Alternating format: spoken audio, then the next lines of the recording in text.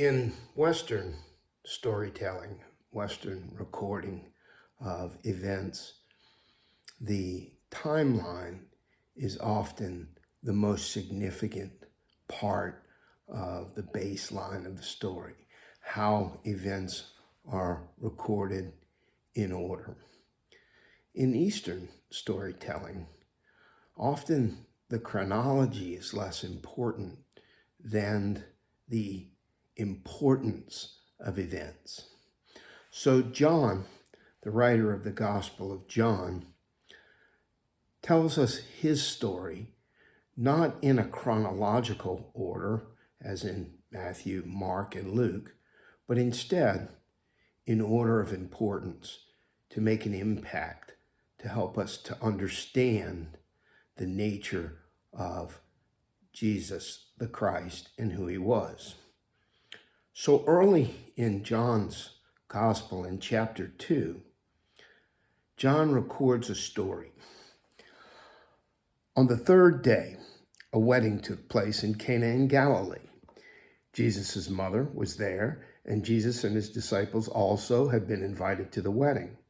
When the wine was gone, Jesus' mother said to him, "They have no more wine." "Woman, why do you involve me?" Jesus replied. "My hour has not yet come." His mother said to the servants, "Do whatever he tells you."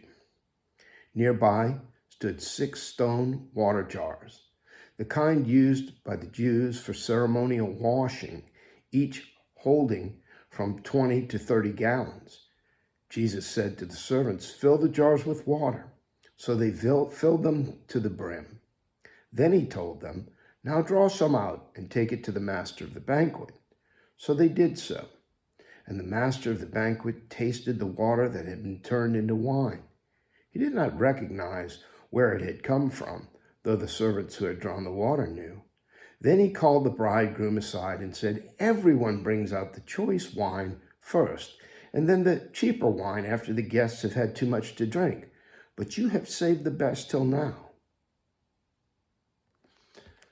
Interesting story to tell in the beginning of this gospel. Jesus taking water from the ceremonial washing jars and turning that water into wine. A fabulous story of transformation, a fabulous story to set the tone for us of the nature of Jesus and his ministry here on earth.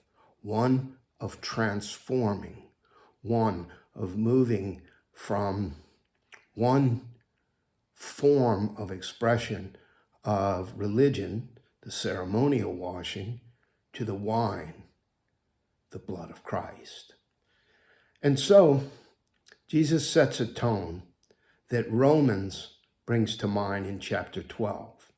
"Therefore, I urge you, brothers and sisters, in view of God's mercy, to offer your bodies as living sacrifices, holy and pleasing to God.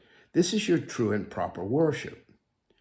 Do not conform to the pattern of this world, but be transformed by the renewing of your mind."